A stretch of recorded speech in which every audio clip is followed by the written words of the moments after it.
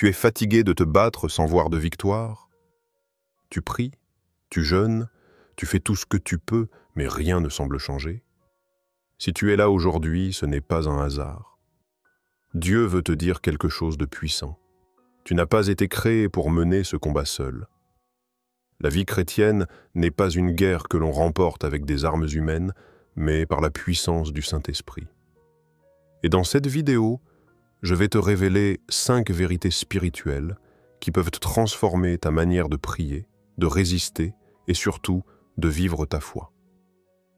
Avant d'aller plus loin, abonne-toi maintenant à cette chaîne, clique sur like si tu veux voir la gloire de Dieu dans tes combats et commente cette phrase de foi. Je choisis de laisser le Saint-Esprit combattre à ma place. Cela proclamera ta décision dans le monde spirituel.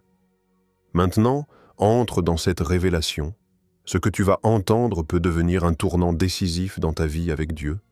Le Saint-Esprit est ton véritable combattant. Pas toi-même, tu as porté des fardeaux que Dieu ne t'a jamais demandé de porter. Tu as livré des batailles en pensant que c'était à toi de les gagner, à coup de logique, de stress ou même de bonne volonté. Mais voilà la vérité que tu dois entendre aujourd'hui. Tu n'as pas été appelé à combattre seul. Ce monde t'a appris l'autonomie, l'orgueil de l'effort, la méfiance envers ce qui est invisible. Mais la foi chrétienne t'appelle à une toute autre dimension, celle de la dépendance totale au Saint-Esprit. Ce que tu essaies de contrôler, c'est ce que Dieu veut diriger. Ce que tu essaies de forcer, c'est souvent ce que Dieu veut façonner autrement. L'une des grandes erreurs spirituelles de notre génération, c'est de croire qu'on peut gagner avec la seule force de nos disciplines religieuses. Tu peux prier, jeûner, lire ta Bible chaque jour, mais si tu ne laisses pas le Saint-Esprit combattre pour toi, tu restes exposé. Ton intelligence ne suffit pas, ta rigueur ne suffit pas, ton expérience ne suffit pas. Il te faut l'intervention de l'Esprit vivant. Ainsi parle l'Éternel dans le livre de Zacharie. Ce n'est ni par la puissance ni par la force, mais c'est par mon esprit, dit l'Éternel des armées. Zacharie 4:6. C'est une déclaration céleste, un cri d'amour et d'autorité à celui qui est fatigué, épuisé, écrasé par des luttes qui dureront depuis trop longtemps. Le Saint-Esprit n'est pas une option pour les cas extrêmes. Il est ton commandant dès le départ. Il est celui qui voit l'ennemi venir avant même que tu ne ressentes le danger. Il connaît les pièges du diable avant qu'ils ne soient invisibles. Il discerne les pensées des cœurs, les racines des blocages, les portes à fermer et les chemins à éviter. Et toi, sans lui, tu avances dans l'ombre. Mais voilà ce que beaucoup ne comprennent pas. Le Saint-Esprit n'impose pas sa volonté. Il ne prend pas la tête de la bataille sans ton accord. Il agit là où tu t'effaces. Il combat là où tu renonces à mener la guerre avec tes propres outils. Tant que tu veux tout gérer, il attend. Mais le jour où tu dis avec foi « Je me retire pour que toi tu avances », alors il se lève comme un guerrier invincible. Regarde dans ta vie. Combien de fois as-tu prié pour que Dieu change une situation, mais tu n'as jamais vraiment lâché prise? Tu as continué à manipuler les choses, à forcer les solutions, à interpréter les signes selon ta logique. Et pendant ce temps, tu empêchais l'esprit de faire ce qu'il sait faire mieux que toi, combattre dans le monde spirituel. Tu n'es pas appelé à tout comprendre. Tu n'es pas conçu pour tout porter. Dieu ne t'a jamais demandé de devenir ton propre sauveur. Ton rôle, c'est de t'abandonner. C'est dans ta soumission que naît la puissance divine. C'est quand tu t'abaisses que Dieu se glorifie. Quand tu pries, ne parle pas seulement pour parler. Ouvre ton cœur. Déclare ton impuissance. Invite l'Esprit à prendre les commandes. Dis-lui, je te cède la place. Je te donne la direction. C'est toi qui mènes, je te fais confiance. Et tu verras. Là où tu échouais depuis des années, des portes s'ouvriront. Là où tu te débattais, une paix surnaturelle viendra. Parce qu'enfin, ce n'est plus toi qui combats, c'est l'Esprit du Dieu vivant. Ne laisse plus la peur, la fierté ou la fatigue te pousser à lutter seul. Laisse celui qui connaît la fin dès le commencement prendre les armes pour toi. Il révèle ce que toi, tu ne vois pas dans le combat, tu veux vaincre. Mais comment frapper, juste si tu ignores la cible? Le danger le plus subtil pour un chrétien, ce n'est pas l'attaque directe. C'est l'illusion. L'ennemi sait très bien que s'il peut détourner ton attention vers de faux coupables, il peut te faire perdre une guerre sans même lever une arme. Et c'est exactement ce qu'il fait dans la vie de beaucoup. Il te pousse à croire que ton problème, c'est cette personne, cette injustice, cette circonstance. Tu t'épuises à réagir, à répondre, à corriger, alors que la racine du problème est ailleurs, invisible, spirituelle, sournoise, comme l'écrit l'apôtre Paul dans la lettre aux Éphésiens, car nous n'avons pas à lutter contre la chair et le sang, mais contre les dominations, contre les autorités, contre les princes de ce monde de ténèbres, contre les esprits méchants dans les lieux célestes. Éphésiens 6:12. Tant que tu crois que ton combat est naturel, tu utiliseras des armes humaines. Et tant que tu frappes dans le vide, l'ennemi te contrôle. Mais le Saint-Esprit est là pour briser cette illusion. Il est l'Esprit de vérité. Celui qui lève le voile sur les choses cachées, celui qui te montre ce que l'œil humain ne verra jamais. Il te révèle que derrière un blocage professionnel peut se cacher un lien spirituel, que derrière une attaque verbale se cache un esprit de division, que derrière une douleur ancienne se cache une blessure jamais guérie. Tu ne peux pas vaincre ce que tu ne discernes pas. Et tu ne peux pas discerner sans l'Esprit de Dieu. C'est pourquoi tu dois lui demander « Ouvre mes yeux, montre-moi ce que je ne vois pas, révèle-moi les racines du combat. » L'exemple est saisissant dans l'histoire du prophète Élisée. Son serviteur, terrifié par l'armée qui les encerclait, voyait une menace insurmontable. Mais Élisée, calme et confiant, pria simplement « Éternel, ouvre ses yeux pour qu'il voie. » 2 Rois 6, 17. Et soudain, les yeux du jeune homme s'ouvrent, et il voit des chars de feu entourant la montagne. Il réalise qu'il n'était jamais seul. Ce qui paraissait comme une défaite assurée cachait en réalité une victoire déjà préparée. Voilà ce que fait le Saint-Esprit. Il change ta perspective. Il te fait passer de la peur à la foi. Il te fait comprendre que ce que tu appelais attaque est parfois une diversion, que ce que tu croyais être un mur est une protection, que ce que tu pensais être un retard est une formation divine. Mais pour entrer dans ce niveau de discernement, tu dois te déconnecter du bruit. Arrêter de tout analyser avec ta logique. Et surtout, demander la révélation. Dieu ne te laissera pas aveugle si tu veux vraiment voir. Il t'équipera. Il ouvrira tes yeux. Mais il faut que tu sois prêt à entendre des vérités qui dérangent. Prêt à admettre que certains ennemis sont à l'intérieur, pas à l'extérieur. Que certaines douleurs viennent d'anciennes chaînes non brisées. Quand tu marches dans cette lumière, tu ne combats plus au hasard. Tu ne t'épuises plus à vouloir tout régler par toi-même. Tu apprends à viser juste, à parler au bon moment, à prier avec précision, à déclarer la parole là où ça compte. Parce que ce que l'Esprit révèle, il te donne aussi la capacité de l'abattre. Ce que tu vois dans l'Esprit, tu peux ensuite le vaincre dans la prière. Le Saint-Esprit utilise des stratégies invisibles. Tu peux jeûner avec ferveur. Tu peux prier pendant des heures. Tu peux même crier jusqu'à perdre la voix. Mais si tu agis sans direction, tu tournes en rond. Trop de croyants confondent l'intensité avec la précision. Pourtant, dans le royaume de Dieu, l'obéissance vaut mieux que la performance. Ce qui fait tomber les murailles, ce n'est pas ton volume de prière, C'est ton alignement avec le plan de Dieu. Le Saint-Esprit est un stratège céleste. Il ne réagit pas au hasard. Il orchestre chaque mouvement selon un calendrier divin.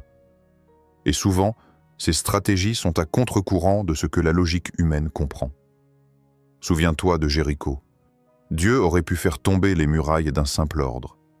Mais il donne une directive précise à Josué, faire le tour de la ville une fois par jour pendant 6 jours en silence. Le 7e jour, il devait tourner 7 fois, puis pousser un cri. Pourquoi ce rituel étrange?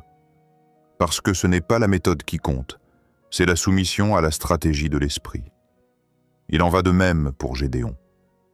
Son armée est réduite de 32 000 hommes à 300, et ces 300 ne partent pas avec des épées, mais avec des cruches, des torches et des trompettes, incompréhensibles pour la chair, parfait pour l'esprit. Ce que Dieu cherche, ce ne sont pas des soldats puissants, mais des cœurs disponibles pour suivre une voie qu'il seul peut expliquer. Même Jésus, dans son ministère terrestre, ne guérissait pas de la même façon chaque fois. Parfois, il parlait. D'autres fois, il touchait. Une fois, il fit de la boue avec de la salive pour oindre les yeux d'un aveugle. Tout cela n'était pas de l'improvisation. C'était une sensibilité constante à la voix du Saint-Esprit. Car comme il est écrit dans Ésaïe 30, 21, « Et tes oreilles entendront derrière toi la voix qui dira « Voici le chemin, marchez-y ». Ce n'est pas à toi d'inventer le chemin. C'est à toi de l'entendre, puis de marcher. Alors pourquoi t'obstiner à refaire ce qui a fonctionné hier? Le Saint-Esprit ne se répète pas par habitude. Il renouvelle ses directives selon les temps, les saisons, les ennemis, et surtout, selon ton niveau de maturité spirituelle. Tu peux vouloir avancer, mais si l'Esprit dit d'attendre, tu avances seul. Tu peux vouloir parler, mais s'il te dit de te taire, alors ton silence vaut plus que 1000 paroles. Apprendre à marcher à son rythme, c'est apprendre à faire confiance à une sagesse qui voit l'invisible et entend l'éternité. Et parfois, la stratégie que l'Esprit t'inspire semblera illogique aux yeux des autres. Tu te retrouveras à faire des choses que même les croyants autour de toi ne comprendront pas. Mais si c'est l'Esprit qui te conduit, tu n'as pas besoin de validation humaine. Tu as l'assurance céleste. Le plus grand piège, c'est de tomber dans la routine, de prier automatiquement, de jeûner mécaniquement, d'agir sans écouter. C'est là que l'on devient religieux au lieu d'être dirigé. L'esprit ne cherche pas des automatismes, il cherche une oreille attentive. Alors pose-toi cette question. Est-ce que ce que je fais est conduit par l'esprit ou bien par l'habitude? Ai-je pris le temps d'écouter avant d'agir? Ai-je demandé, Saint-Esprit, quelle est ta stratégie pour aujourd'hui? Si la réponse est non, alors il est temps de t'arrêter, de t'asseoir et d'écouter à nouveau. Car c'est dans l'écoute que commence la percée. Et c'est dans l'obéissance que naît la victoire. Le véritable combat se livre dans l'intimité, tout le monde voit tes actions. Peu voient ton autel secret. Et pourtant, c'est là que tout se joue. Il y a des combats que tu ne gagneras jamais en public, si tu ne les as pas déjà remportés dans le secret. Ce n'est pas sur les réseaux, ni au milieu des foules, ni dans les démonstrations extérieures que se bâtit une véritable autorité spirituelle. C'est dans la solitude choisie, dans le silence partagé avec Dieu, que naît ta puissance intérieure. Le Saint-Esprit n'est pas attiré par le bruit, mais par la vérité de ton cœur. Il descend dans les lieux où tu n'as plus besoin de performance, là où tu cesses de réciter des prières pour impressionner, là où tu cesses de jouer un rôle, là où tu te tiens nu, fragile, sincère et vrai.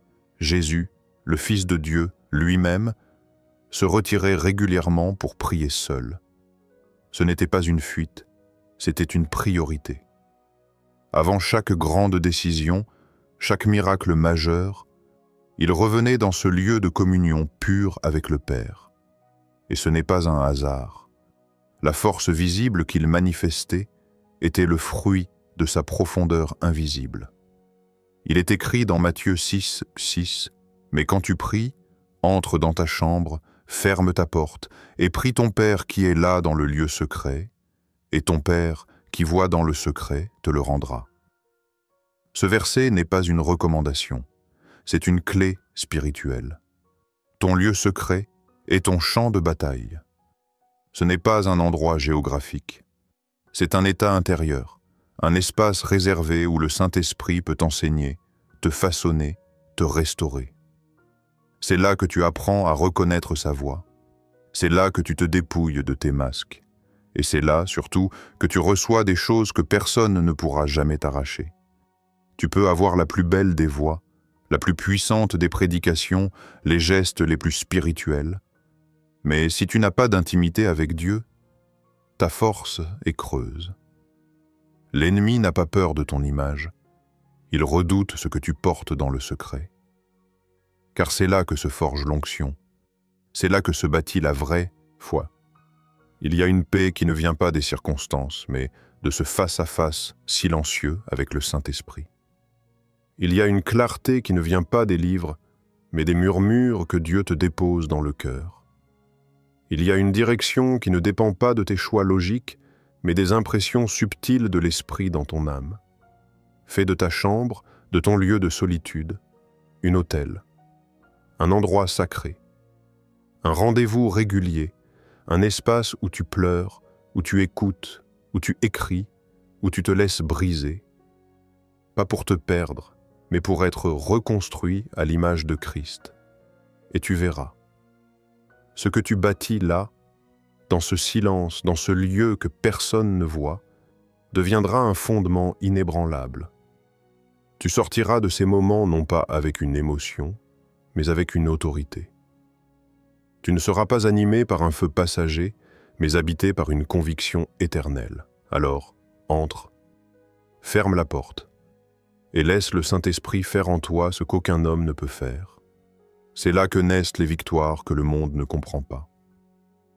L'Esprit te soutient dans l'épreuve.